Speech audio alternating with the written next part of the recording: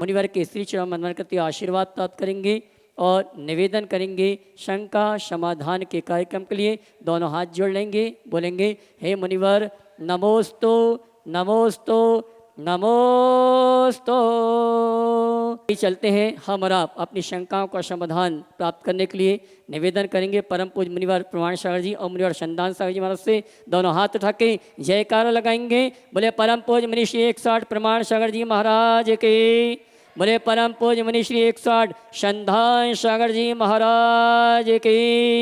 नमोस्तु गुरुवर। प्रथम प्रश्न के लिए सुदर्शन जी पिंडरई से अपने बीच में पंडित सुदर्शन जी वे आए और गुरु चरणों में अपना प्रश्न अपनी बात रखें और उसके बाद में अरिहंत जी अजमेरा बड़वानी। तो गुरुदेव नमोस्तु नमोस्तु। गुरुदेव आपके अनन्य भक्त सतना निवासी पीयूष जी लप्पू भैया, उनके पिता श्री निर्मल जी सर्राफ का विगत दिनों देहावसान हुआ समाधि के साथ। आपके आशीष से उनकी अति उत्तम समाधि हुई। वह पीयूष जी लप्पू भैया चाहते हैं कि हमारे परिवार को आपका जैसा आशीर्वाद मिलता रहा है और भी मिलता रहे, उन्हें संबल प्राप्त हो। इस भाव के साथ उन्होंने अपनी भावना प्रेषित की है। नमोस्तु गुरुदेव। निर्मल जी सराफ सतना समाज के एक बड़े प्रतिष्ठित, समर्पित, कर्तव्यनिष्ठ समाज सेवी श्रावक रहे। पूरा परिवार, उनके भ्राता कैलाश चंद जी और पूरा परिवार धर्म और समाज से जुड़ा, गुरुओं की सेवा और वैयावृत्ति में बहुत आगे रहे।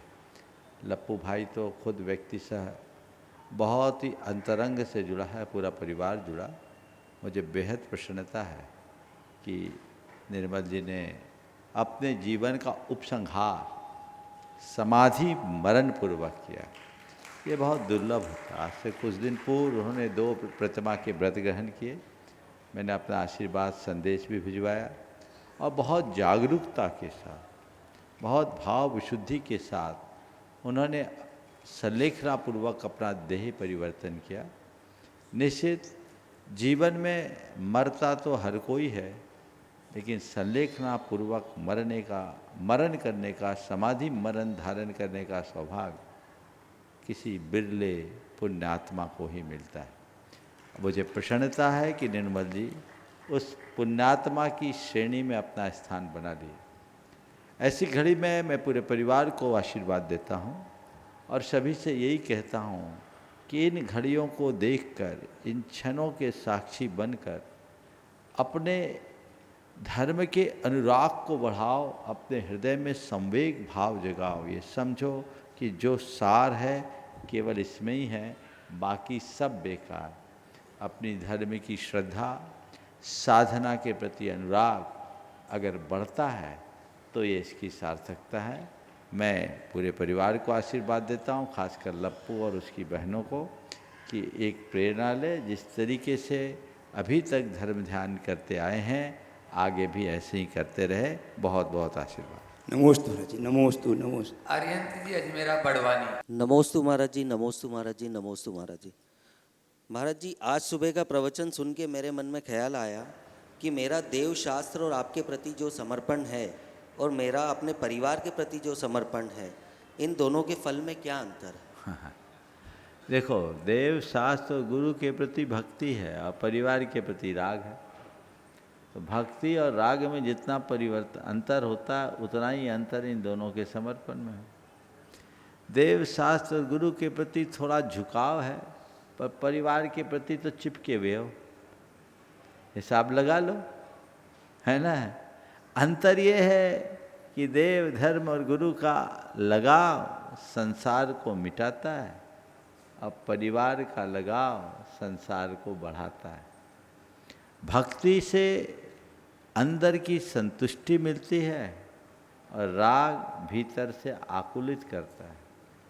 हम अपने राग को भक्ति अनुराग में परिवर्तित करने की कोशिश करें, पारिवारिक जिम्मेदारियों का निर्वहन करें, पर इस बात को याद रखें, फैले प्रेम परस्पर जग में, मोह दूर ही रहा करे।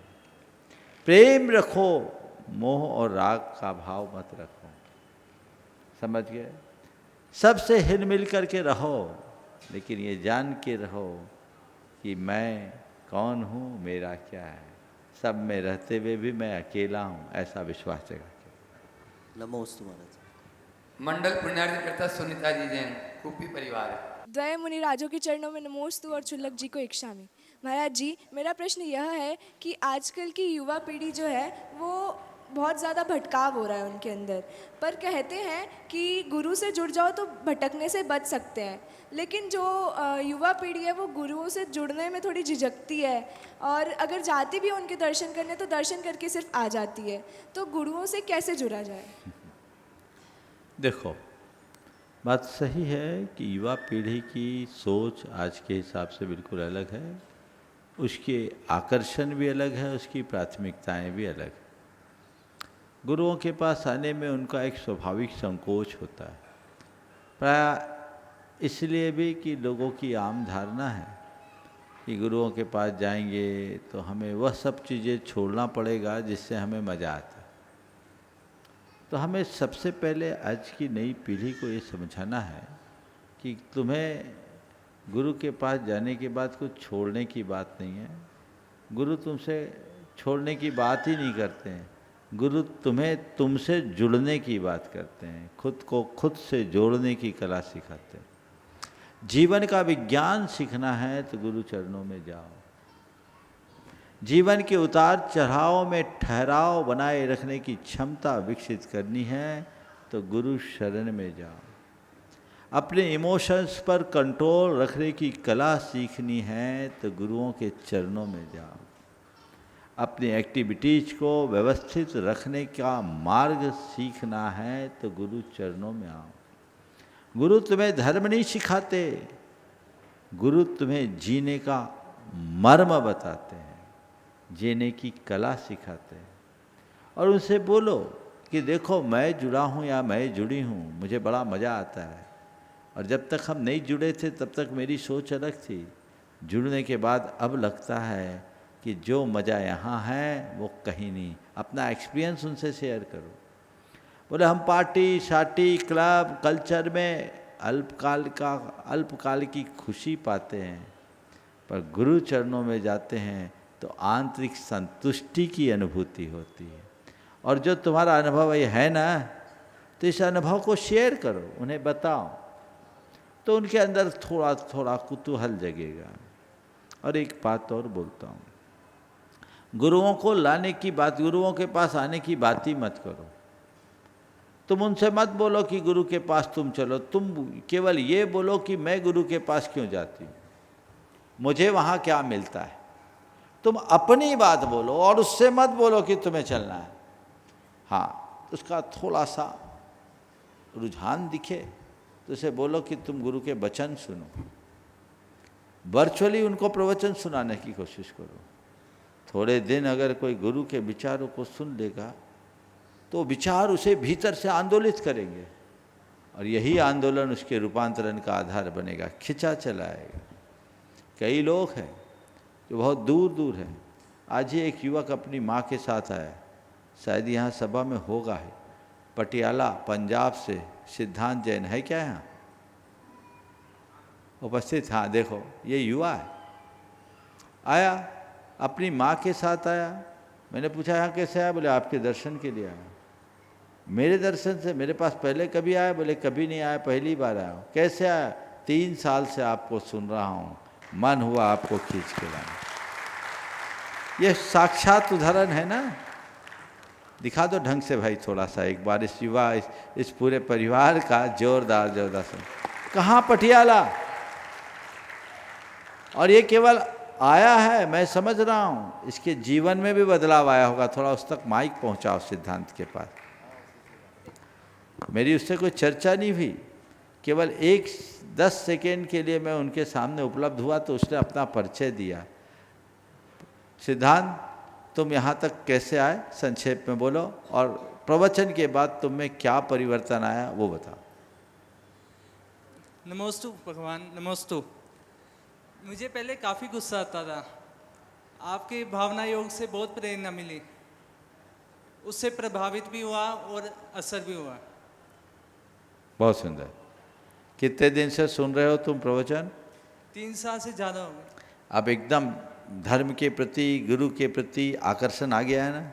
जी। बहुत सुंदर। देखिए ये है, तो मैं तुम्हारे माध्यम से सभी युवाओं को कहता हूँ जो धर्म से जुड़े वो एक ही प्रयास करे, मन में ऐसा भाव रखे कि सारी पीढ़ी जुड़े, सारी समाज जुड़े, क्योंकि दवाई की ज़रूरत उनको ज़्यादा है जो बीमार है। स्वस्थ को दवाई की ज़रूरत नहीं है।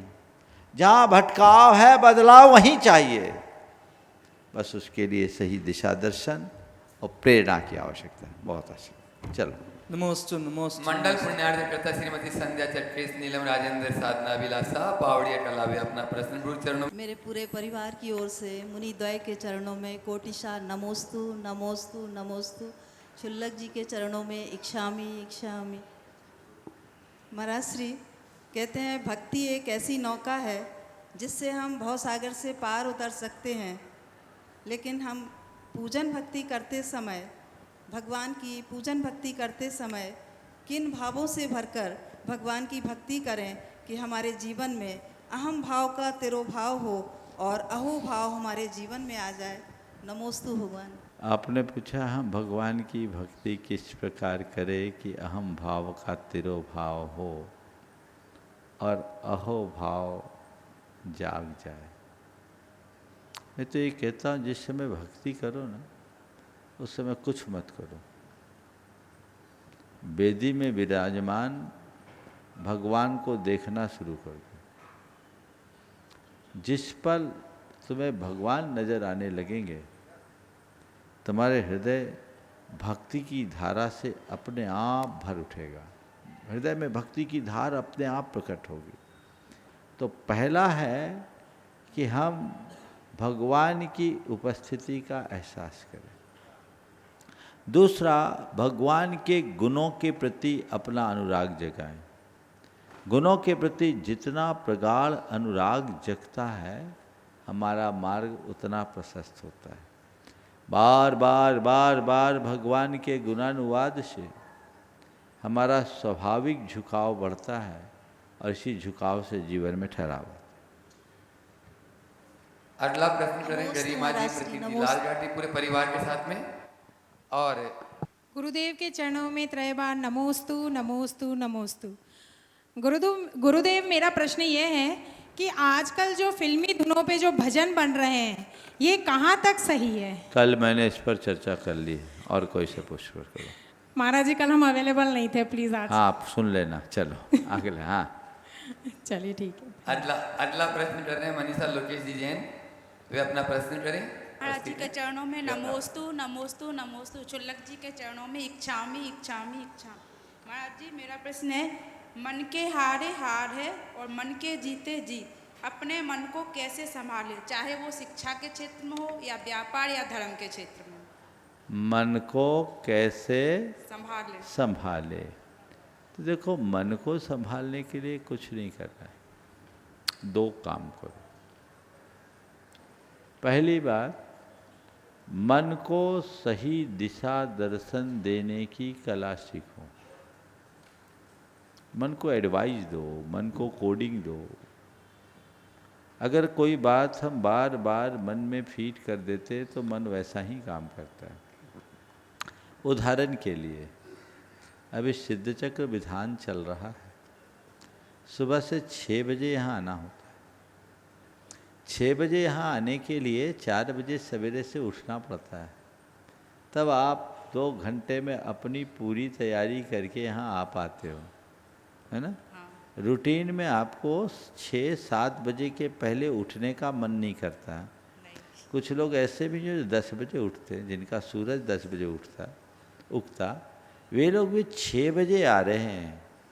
अपने आप जाग के आ रहे हैं। आ रहे? कौन ला रहा है? अपने आप ही आ रहे हैं। कौन? मन ना। जो मन कल तक राजी नहीं था आज मन कैसे राजी हो गया? समझ रहे? इसका मतलब मन में, जैसे आपके कंप्यूटर में जो सिस्टम होता है उसमें जैसा मोड डाल दे चीज़ें वैसी ही जाती। तो मन में हम जैसी कोडिंग डाल देते हैं, जिस मोड में मन को डालते हैं, मन वैसा काम करता है। तो मन को सही दिशा दर्शन दे, संकल्पों से बंधे, अपनी एक सीमा रेखा खींच ले, मुझे इससे बाहर नहीं जाना है। मैं आपसे एक सवाल करता हूँ, कोई आपको शराब पीने के लिए कहेगा, आप पियोगे क्या? नहीं। कोई मांस खाने के लिए कहेगा, कहो खाओगे क्या? नहीं। और कोई चाय पीने के लिए कहेगा तो? नहीं पीते। अच्छा, दूध तो पीती होगी, दूध पी लोगी, लेकिन शराब नहीं, मांस नहीं, क्यों? वो हमारा मन नहीं बोलता। क्यों नहीं बोलता? क्योंकि हमने बचपन के घुट्टी के संस्कार में ये बात अपने मन में बिठाल दी है कि मुझे मद, मांस और मधु से परहेज करना है। जिनके मन में ये बात बैठी है, वो कितना भी दबाव प्रभाव हो उधर झांकेंगे भी नहीं।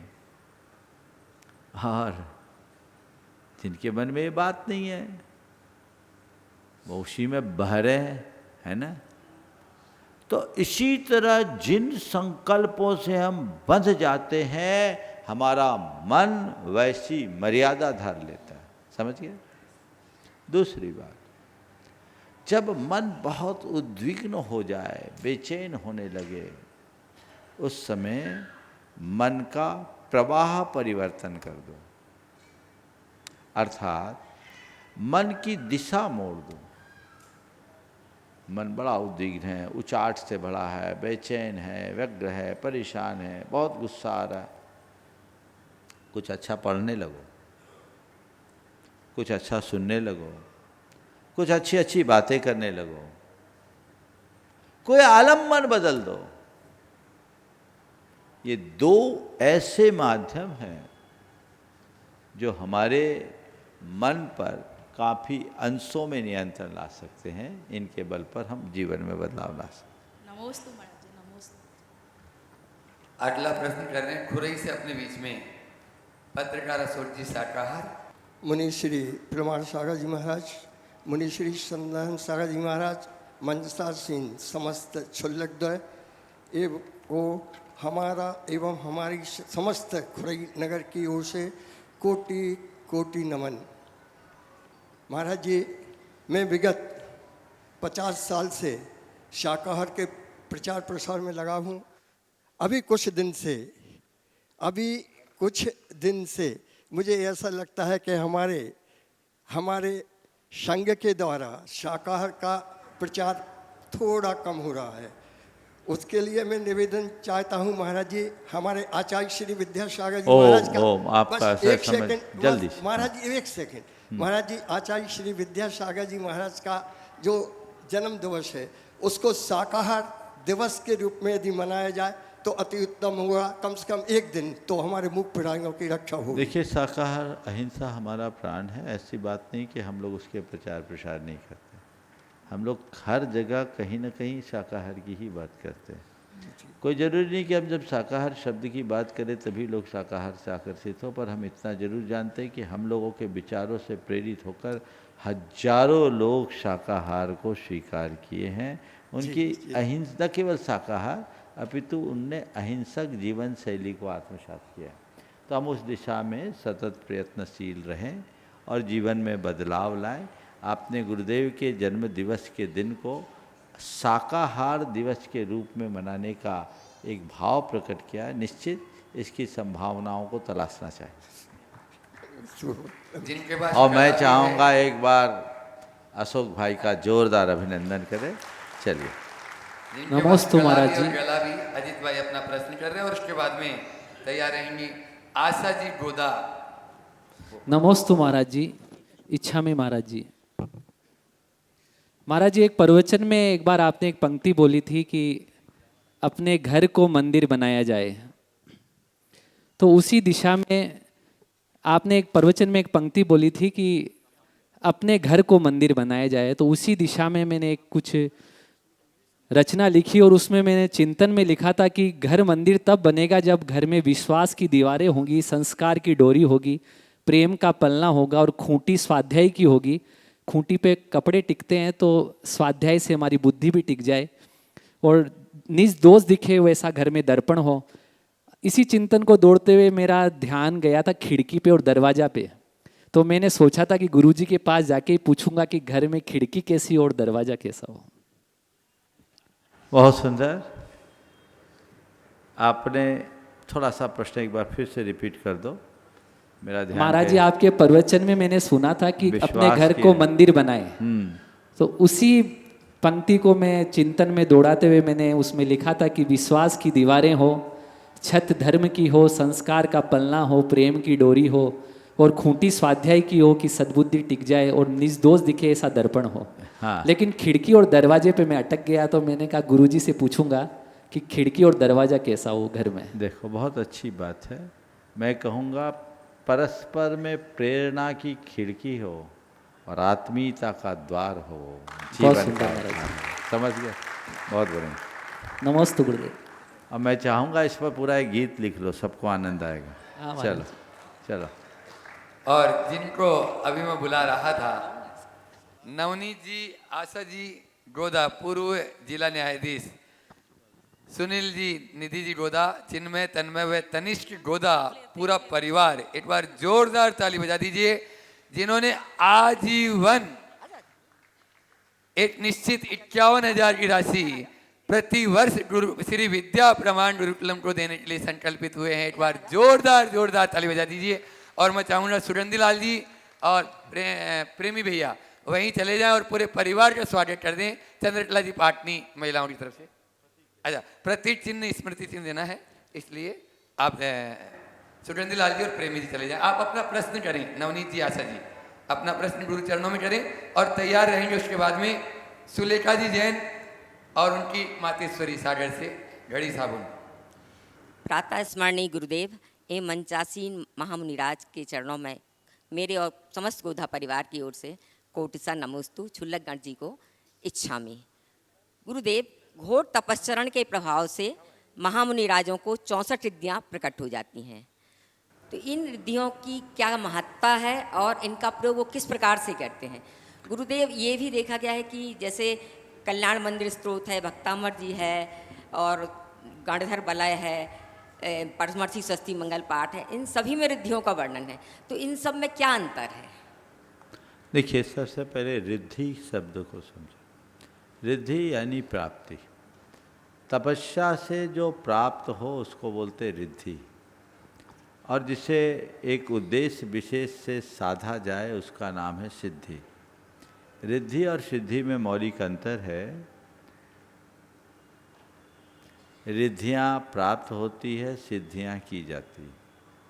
तपो विशेष से प्राप्त चमत्कारिक शक्तियों को रिद्धि कहते हैं।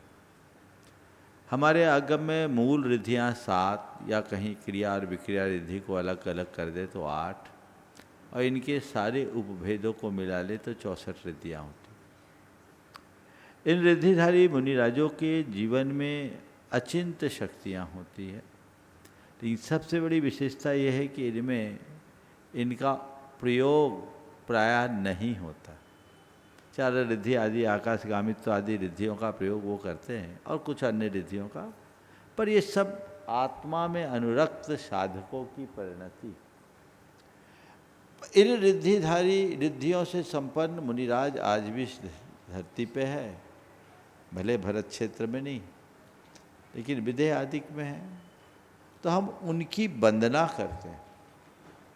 जैसा मैंने कहा कि इन रिद्धि मंत्रों का उल्लेख सठखंडागम के कृति अनियोगत द्वार में मिलता है, अर्थात नमो जिनानम, नमो ओहि जिनानम आदि जो ये मंत्र है, ये द्वादशांग से निश्चित मंत्र है, तो इसका अचिंत्य प्रभाव स्वाभाविक है।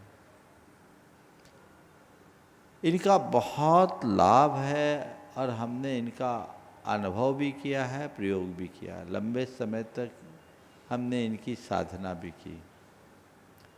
पर ये सब चीज़ें, मंत्र कहते हैं रहस्य को, रहस्य को रहस्य रखा जाता है। सब चीज़ें सार्वजनिक रूप से बोलने की नहीं है, कि आप कहो तो मैं इसके विषय में बहुत सारी बातें कहूँ। कायदे से मंत्र गुरु के चरणों में दीक्षित होकर के ही लिया जाता है। वैष्णव परंपरा में तो मंत्र दीक्षा के नाम से दीक्षा का ही विधान है, मंत्र दीक्षा हो। तो ये व्रत दीक्षा और मंत्र दीक्षा दो है, जिसमें मंत्र दे दिए और शिष्य बन गया। जैन परंपरा में मंत्र दीक्षा का प्रचलन आज नहीं है, व्रत दीक्षा का प्रचलन है। लेकिन मंत्र रहस्य है, इसे सार्वजनिक करना मैं उचित नहीं समझता। जहाँ जितना आवश्यक है, अपेक्षित है, बता देता। लेकिन मैं इतना कह सकता हूँ कि ये मंत्र अत्यंत महिमाशाली है।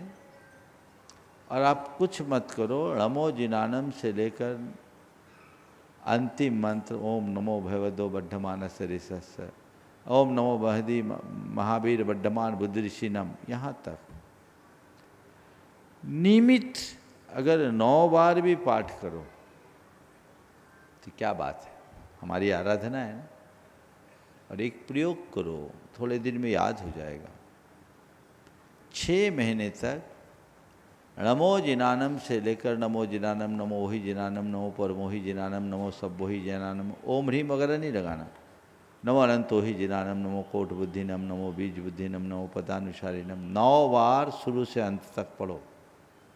आपको इसमें 9 बार में लगभग 12 से 13 मिनट लगेंगे। और उसके बाद रात्रि में सो, ठीक है। 6 महीने में आप अपना अनुभव लेकर मेरे पास आओगे, जो आश्चर्यजनक होगा, मुझे भरोसा है। ये एक प्रयोग करके देखें।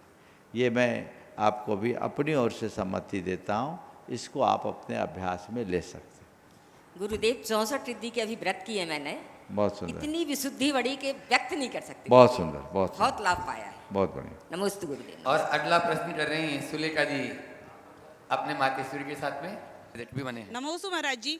महाराज जी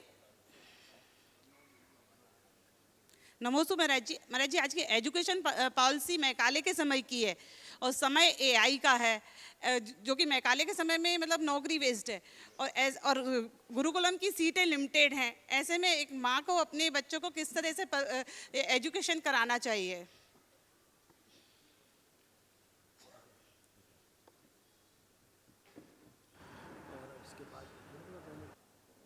आप फिर से बोलिए अपना सवाल। महाराज जी, आज की एजुकेशन पॉलिसी मैकाले के समय की, जो कि नौकरी बेस है, समय एआई का है और गुरुकुलम की सीटें लिमिटेड हैं। ऐसे में आज के पेरेंट्स को एजुकेशन कैसे देना चाहिए बच्चों को? देखो, बात सही है। मैकाले के समय में हालांकि नई शिक्षा नीति में काफ़ी कुछ परिवर्तन आए, और ये परिवर्तन जिसमें भारतीय ज्ञान परंपरा को विकसित करने का लक्ष्य किया गया, स्किल डेवलपमेंट को आगे बढ़ाने के लिए प्रोत्साहित किया गया। क्योंकि एआई से बहुत सारी चीज़ें हो सकती है, लेकिन जो चीज़ें कला और गुणों से संबंधित है वो तो कला गुण ही कर पाएंगे ना। इसलिए लोगों को अपनी शिक्षा में उन चीज़ों को जोड़ना चाहिए। आज भविष्य में व्यक्ति तभी सुरक्षित रह सकेगा जब वो खुद को कला और गुणों से मंडित रखेगा।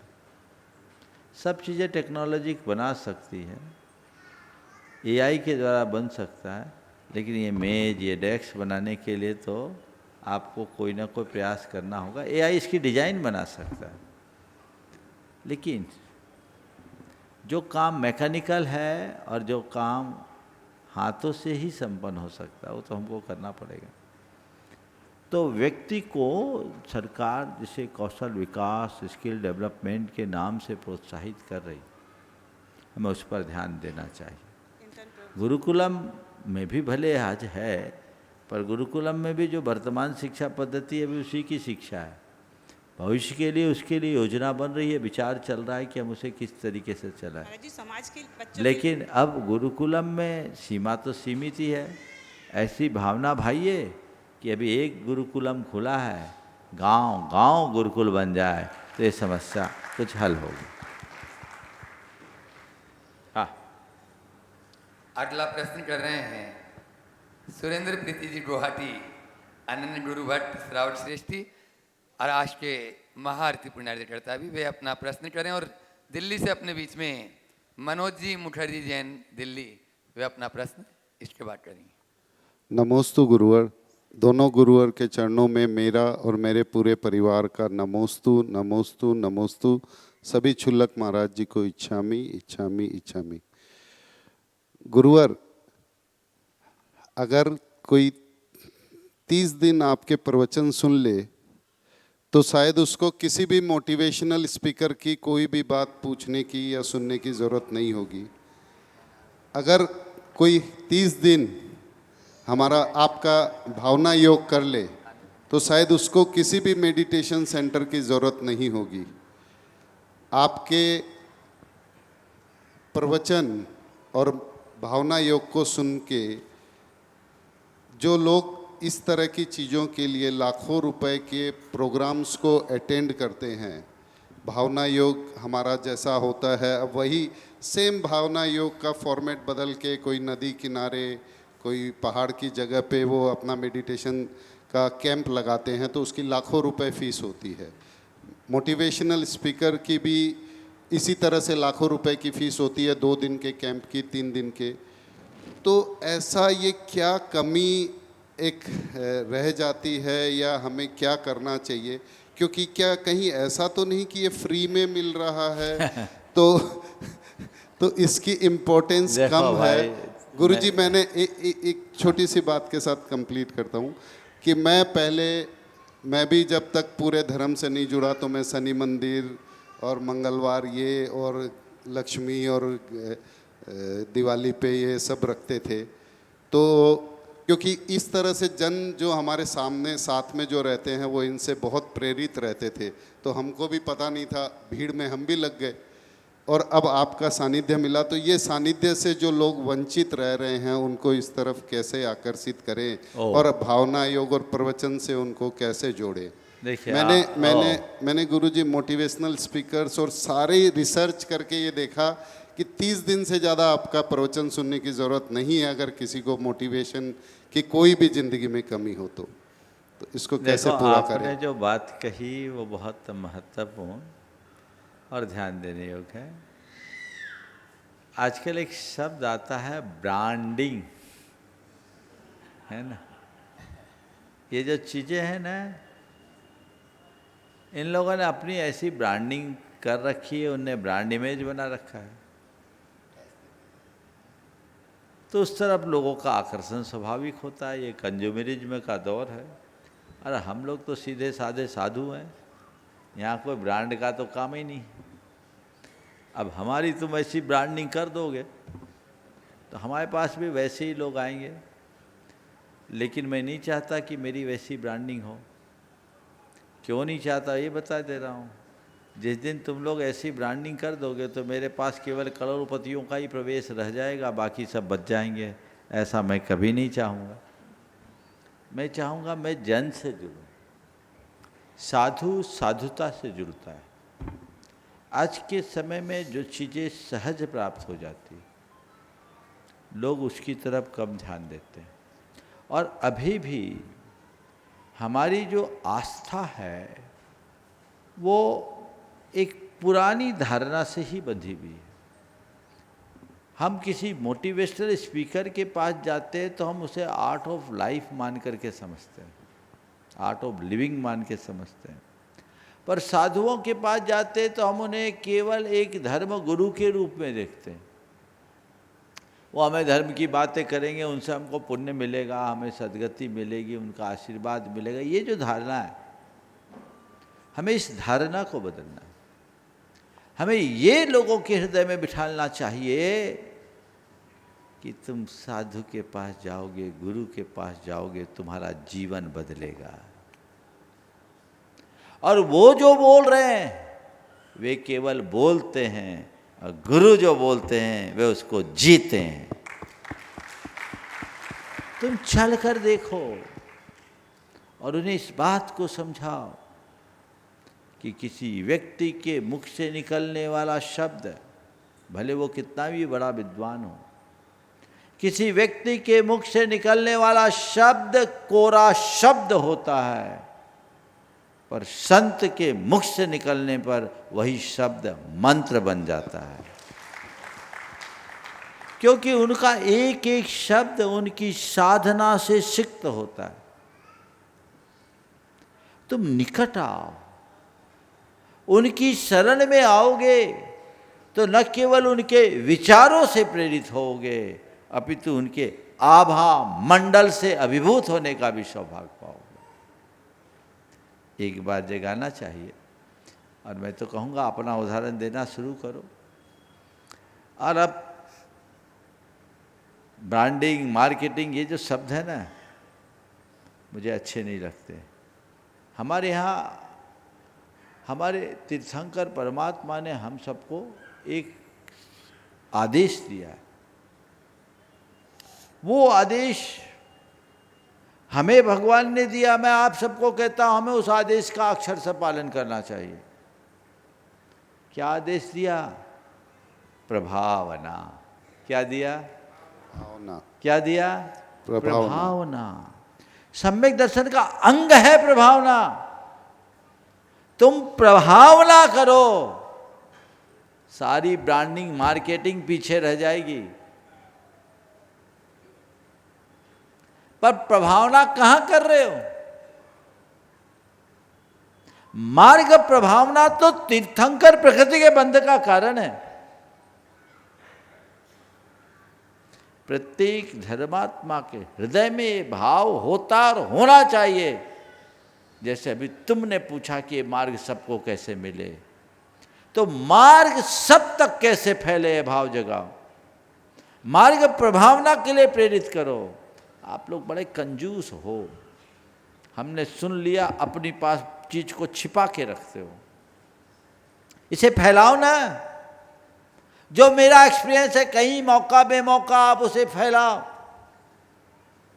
हम लोग तो अपनी शक्ति के अनुसार जितना दे सकते हैं देते हैं। आप लोग क्या करते हो?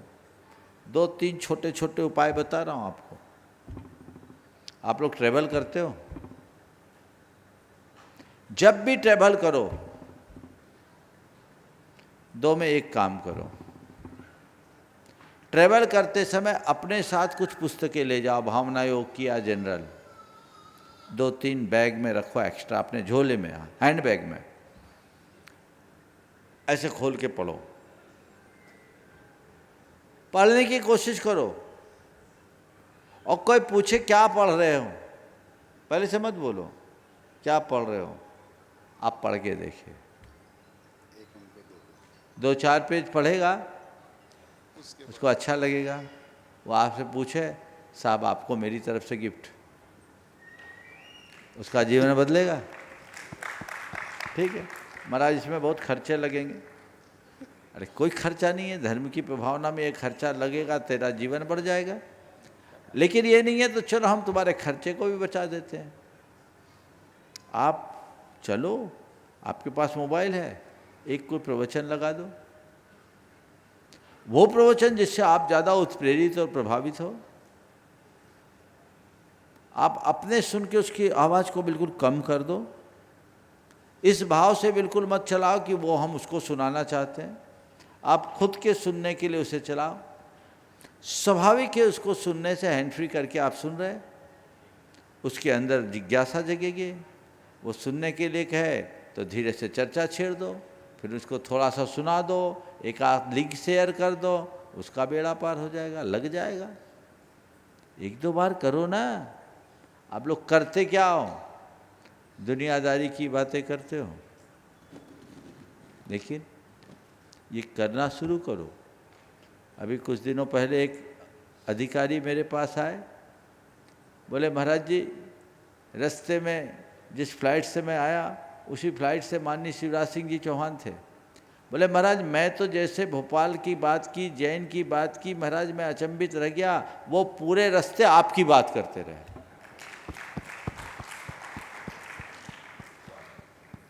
ये अभी जैन इन्फिनिटी के प्रोग्राम में आए थे तब। तो ये है परिवर्तन, ये प्रभावना का एक माध्यम है। आप जितने लोग हो, जहाँ भी हो, जिस भी परिवेश में हो, ये अपने अंदर प्रभावना बिठा दो, अपने वचनों से, अपने व्यवहार से, अपने आचरण से। सारा संसार जुड़ जाएगा, फिर किसी से कुछ कहने की जरूरत नहीं रहेगी। ऐसा करने का प्रयास हम कर सकते। नमोस्तु गुरुवर, अगला नमोस्तु। प्रश्न कर रहे हैं गुणायतन ट्रस्टी प्रमाणित समूह के कोऑर्डिनेटर मनोज कुमार जी, मुठर कुमार जैन, जो यहाँ पर मंडल पूजन भी कर रहे हैं। एक बार जोरदार ताली बजा दीजिए। हाँ, प्रियंका अंजू जी वे पूरे परिवार के साथ में वे अपना प्रश्न गुरु चरणों में रखें और करें। और उसके बाद में एस के जैन दिल्ली आज अपने बीच में यहाँ एस के जैन साहब हैं। विनीत जी गोदा के बहनों ही पूरे परिवार के साथ में वे तैयार रहेंगे। द्वय मुनि राजों के चरणों में कोटि कोटि नमन। सभी छुल्लक जी महाराज जी के चरणों में बारंबार इक्षामी। सभी भैया जी लोगों को वंदना। महाराज जी, चाहे वो भैया वृत्ति हो या फिर व्रत अंगीकार करना हो, सभी में शक्ति की आवश्यकता होती है। तो वीर्यांतराय कर्म का क्षयोपशम कैसे बढ़ा सकते हैं महाराज जी? मनोबल बढ़ा लो, वीर्यांतराय कर्म का क्षयोपशम अपने आप बढ़ेगा। और हमारे यहाँ एक कहा गया, कीजिए शक्ति प्रमाण, शक्ति बिना श्रद्धा धरे। शक्ति को छिपाना नहीं और शक्ति के बाहर जाना नहीं। चलिए महाराज जी। एस के जैन साहब दिल्ली और साथ में विनीत जी गोदा अध्यक्ष से श्री विद्या प्रमाण गुरुकुलम। मुनीश्री जी के चरणों में नमोस्तु नमोस्तु नमोस्तु और छुल्लक जी के चरणों में अच्छामी इच्छामी इच्छामी। मुनीश्री, मेरा एक बार आपने एक कहा था कि हमें इच्छा पूर्ति की जगह इच्छा मुक्ति पे ध्यान देना चाहिए। मेरा सवाल ये है कि इच्छा मुक्ति हम इच्छाओं को दमन करके प्राप्त कर सकते हैं या इच्छाओं की चरम सीमा को प्राप्त करके, सैचुरेशन को प्राप्त करके कर सकते हैं? क्या रास्ता है इसका? दमन कभी भी अच्छा रास्ता नहीं। भावना योग करो, इच्छाओं से मुक्ति हो जाएगी। इच्छाओं को पहचानो, उन्हें जानो, देखो, मार्गांतरीकरण करो, उसे मोड़ने की कोशिश करो और फिर इच्छाओं का शोधन करने का प्रयत्न करो। तो इच्छाओं के शोधन से ही इच्छाओं की मुक्ति का मार्ग प्रशस्त होगा। ठीक। विजय भैया जब तक आ रहे हैं तब तक चंद्रकला जी पाटनी रांची वे अपना प्रश्न गुरु चरणों में करें। मेरी तरफ से, जगत के सब जीवों की तरफ से मुनिराजों के चरणों में नमोस्तु। सब छुल्लक जी महाराज के चरणों में इच्छामी। महाराज श्री, इंसान का सबसे जरूरी रिश्ता सेहत होता है। अगर इंसान का सबसे जरूरी रिश्ता सेहत होती है। सेहत अगर वो छूट जाए तो सब रिश्तों पर बोझ बन जाता है। तो हमारी समाधि ना हो तब तक इस रिश्तों को कैसे सुरक्षित रखें? मतलब हम अपने सेहत को अच्छा कैसे बनाएं? देखो, नियमित आहार विहार करो, स्वावलंबी बने, योग अभ्यास करे, भावना योग करे, अपनी दिनचर्या को व्यवस्थित रख करके चले, हमारी सेहत ठीक होगी। आज के समय में सबसे ज़्यादा जरूरी है खान पान की शुद्धि। ज़रूरत से ज़्यादा फास्ट फूड, जंक फूड खाना, बहुत ज़्यादा कार्ब्स युक्त पदार्थों का सेवन करना, कार्बोहाइड्रेट की मात्रा लेना। आज जो शक्कर आदि का सेवन आप लोग करते हैं, बिल्कुल नहीं होना चाहिए। अपने भोजन में शक्कर, चाहे वो खांड भी क्यों ना हो, नहीं लेना चाहिए। सब जितना हमारे शरीर को शक्कर की ज़रूरत है वो खाद्य पदार्थों में मिल जाती है। इसी तरह नमक का प्रयोग भी बहुत सीमित मात्रा में होना चाहिए।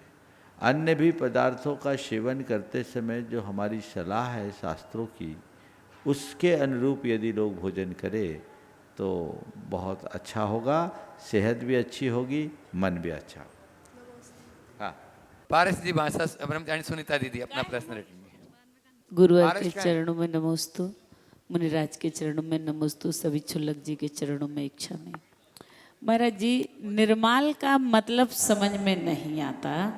निर्माल जब श्रावक दान देता है और श्रावक ही उस चीज को बपरता है तो फिर उसको निर्माल्य कैसे माने? और अगर उसको हम निर्माल्य मानते हैं तो फिर जितने जो द्रव्य लेने वाले खाने वाले होते हैं तो फिर उनका क्या होता होगा? देखो, बहुत अच्छा सवाल किया। निर्माल्य ये जैन परंपरा का एक विशिष्ट शब्द है। हम निर्माल्य किसे कहते हैं? जो देवता के प्रति, देव गुरु धर्म के प्रति निवेदित हो गया, वो निर्माल्य। तो हमने जो भगवान के लिए, हम गुरु के लिए, धर्म के लिए जो समर्पित कर दिए, अब वो मेरा नहीं है। हमारे यहाँ एक कहा जाता है ना, पर द्रव्येषु लोष्टवत्, पर द्रव्य को, पर धन को मिट्टी के समान देखो। तो पर धन जब मेरे लिए मिट्टी के समान है, तो जो धन, जो द्रव्य हमने देव गुरु धर्म के लिए समर्पित कर दिया, वो द्रव्य अब मेरे लिए उपभोग्य है ही नहीं। उसके लिए निर्माल्य कहा कि ये तेरे जीवन के लिए पतन का कारण है, कलंक है। उसे ग्रहण करने के भाव से छूना भी पाप है। समझ गए? तो आपने संकल्पित कर दिया ना, भगवान के चरणों में अर्पित कर दिया, गुरु के लिए अर्पित कर दिया, धर्म के लिए अर्पित कर दिया, जिसके प्रताप से तुमने पाया उनको अर्पित कर दिया, उसे ले रहे हो, यानी इसका उपभोग कर रहे हो, यानी पाप के भागी हो रहे हो।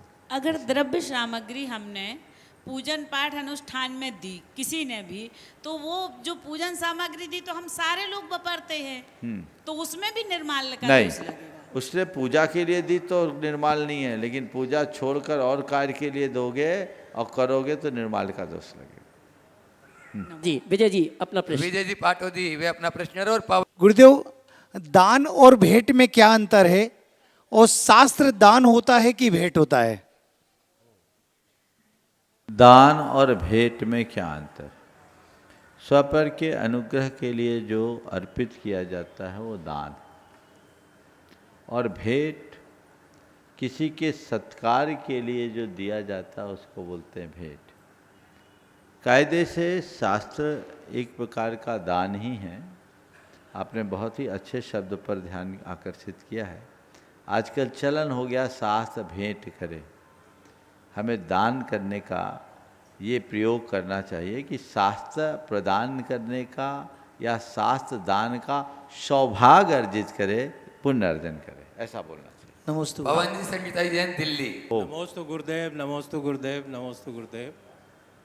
हम दिल्ली से आज ही आए हैं, आपके दर्शन हमें प्राप्त हुए, हमारा बहुत बहुत सौभाग्य। और हम शुरू से ही जैन धर्म की प्रभावना अपने मन में रखते हैं और सभी जगह प्रभावना करते भी हैं। अब इसके विषय में मैं ये बताना चाहता हूँ कि मैंने जैन धर्म के ऊपर साइंटिफिक एनालिसिस के 3 रिसर्च पेपर लिखे हैं, और वो उसको इस तरह से समझाया है कि हमारे प्रमाण और आगम का कोई डिस्टॉर्शन नहीं है, साइंटिफिकली उसे समझाया गया है। और 3 जगह मेरे ये प्रेजेंटेशन दिए हैं। एक तो भवनलाल सुखाड़िया यूनिवर्सिटी में सेमिनार हुई थी, उसमें दिया है। और इस तरह से हम करते रहते हैं काम। उसको किस तरह से समझाया जाए जैन धर्म को कि आत्मा का कल्याण हो, और आत्मा जो है किस फॉर्म में है।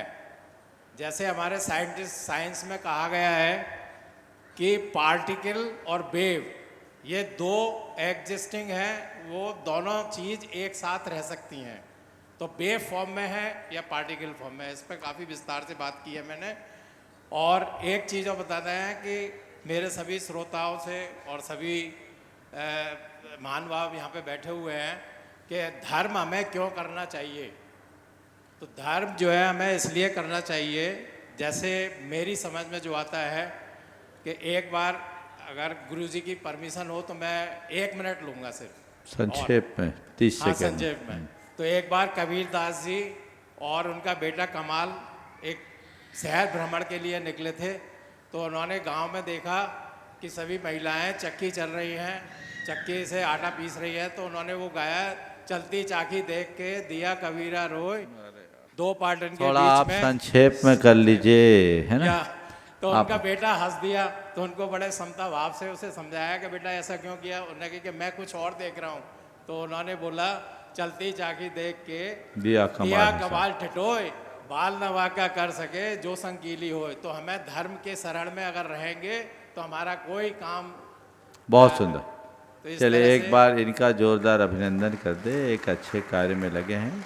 समय आप सबका हो गया है, मैं यहीं पर विराम ले रहा हूँ। बोलिए परम पूज्य आचार्य गुरुवर श्री विद्यासागर महाराज। जय